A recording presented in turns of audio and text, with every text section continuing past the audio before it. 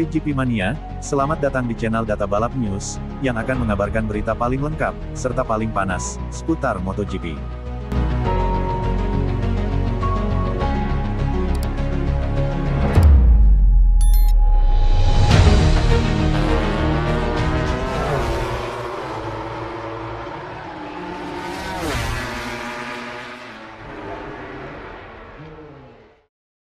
Analisis, menelisik kemenangan gemilang Marc Marquez di Lusail.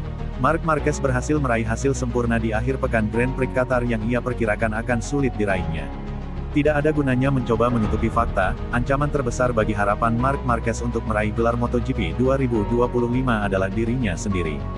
Hal itu ditunjukkan dengan sempurna di Grand Prix Amerika akhir bulan lalu, saat ia kehilangan posisi terdepan di sirkuit yang selama ini ia kuasai dengan sangat baik dalam karir MotoGP-nya. Kesalahan itu membuatnya kehilangan 1 poin dari pimpinan klasemen kejuaraan dan mengatur ulang papan klasemen menjelang akhir pekan GP Qatar yang sejak awal ia katakan akan membuatnya kesulitan. Sejak debutnya di MotoGP pada tahun 2013, ia telah menang di sirkuit internasional Lusail 1 kali, dan itu lebih dari 10 tahun yang lalu pada tahun 2014 ketika ia baru mulai menunjukkan kekuatannya sebagai talenta terbaik generasi ini. Ducati telah lama menetapkan GP Qatar sebagai akhir pekan di mana rekan setim Marquez, Francisco Bagnaia, akhirnya akan tampil sebagai pemain yang serius.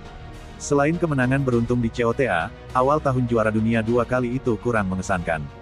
Marc Marquez juga mengantisipasi ancaman dari Alex Marquez, yang memimpin klasemen menjelang Qatar, serta beberapa pembalap lain seperti pemenang Lusail 2023 Fabio Di Giannantonio.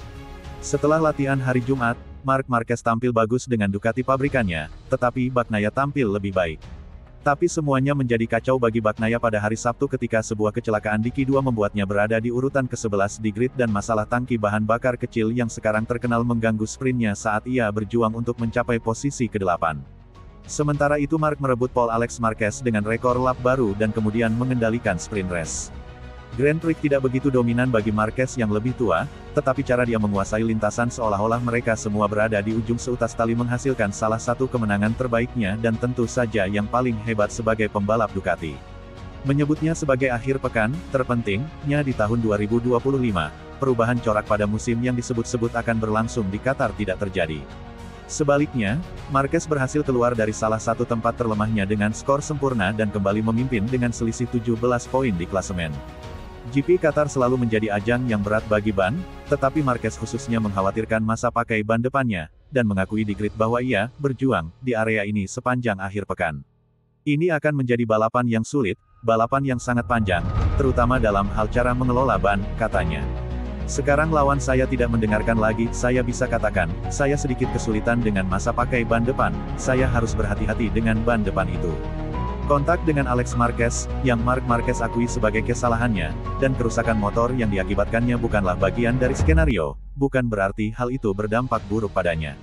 Marc Marquez baik-baik saja dengan Franco Morbidelli yang memimpin balapan selama 10 putaran pertama karena ia yakin pembalap VR46 itu akan membakar bannya. Di belakangnya, Bagnaia dan Maverick Vinales berusaha keras untuk mengejarnya.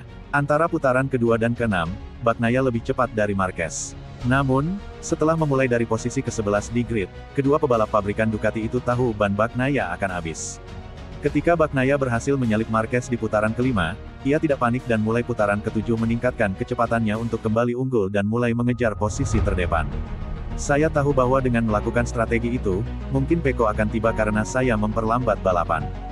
Morbidelli melaju kencang tetapi saya tidak peduli. Saya hanya mengendalikan ban depan saya karena saya tidak dapat melaju pada batas saya karena saya memiliki gaya berkendara yang sangat memacu ban depan. Dan di sirkuit ini kami banyak kesulitan. Namun kemudian saya hanya menunggu, ketika Pecco menyalip saya berkata, oke, sekarang saya memulai balapan, dan saya mulai memacu lebih kencang. 7 lap terakhir ketika saya menyalip Vinales, saya hanya sedikit meningkatkan pengereman, dorongan, tikungan, dan mencoba menggunakan ban depan lebih banyak. Dan disitulah saya melangkah.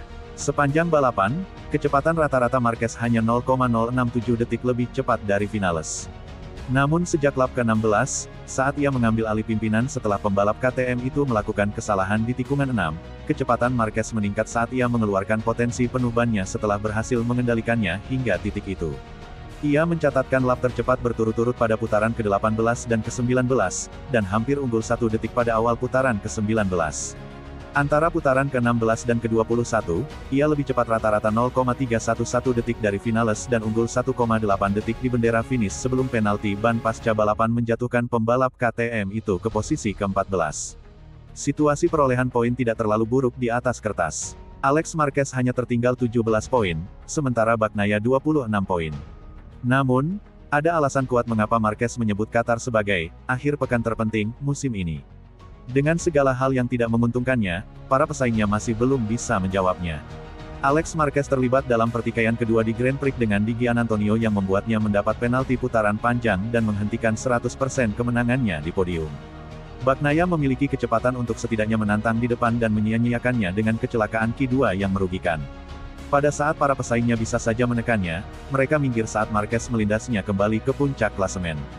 Dan pelajaran yang dipetik Ducati di Lusail tampaknya akan lebih menguntungkan Marquez di balapan berikutnya. Oleh karena itu, ini adalah akhir pekan yang paling penting, karena di Thailand saya cepat, ini adalah sirkuit yang bagus dan saya suka, imbuhnya. Di Austin saya cepat, saya membuat kesalahan besar. Di Argentina, tidak apa-apa. Namun, di sini, sirkuit tempat saya berjuang, berada di trek itu sangat berarti. Jadi, saya ingin mengucapkan terima kasih kepada tim. Mereka selalu memberi sesuatu. Akhir pekan ini kami melangkah maju di tikungan kanan, jadi ini memberi saya ruang bernapas karena sekarang kami tiba di sirkuit dengan banyak tikungan kanan. Tidak diragukan lagi, pecundang terbesar dari GP Qatar adalah Bagnaia. Namun terlepas dari kecelakaan kualifikasi, ia tetap harus menyerahkan poin kepada Marquez dalam sprint. Sekali lagi ia menyalahkan perasaannya terhadap Ducati pada tangki bahan bakar sprint atas penampilannya yang kurang bersemangat hingga posisi ke-8. Bagnaia mengatakan dia marah karena dia bisa melakukan apa yang bisa dia lakukan pada hari Minggu tetapi tidak pada hari Sabtu. Itu sesuatu. Namun dia juga mengakui sudah bertahun-tahun masalah tangki bahan bakar ini menghantuinya dan belum ada kemajuan dalam mengatasinya. Ducati berupaya keras untuk menemukan solusi, tetapi jika solusi tersebut tidak memengaruhi pembalap Ducati lainnya secara signifikan, pada titik manakah merek tersebut mulai kehilangan kesabaran terhadap juara dunia ganda yang sejauh ini tidak mampu memenuhi ekspektasinya dalam tantangan olahraga terbesar dalam hidupnya. Selain masalah sprint, Bagnaia masih lebih lambat 0,180 detik per putaran dari Marquez secara rata-rata di sepanjang jarak balapan. Sementara dorongan terakhir Marquez membuatnya melaju 0,519 detik lebih cepat per putaran.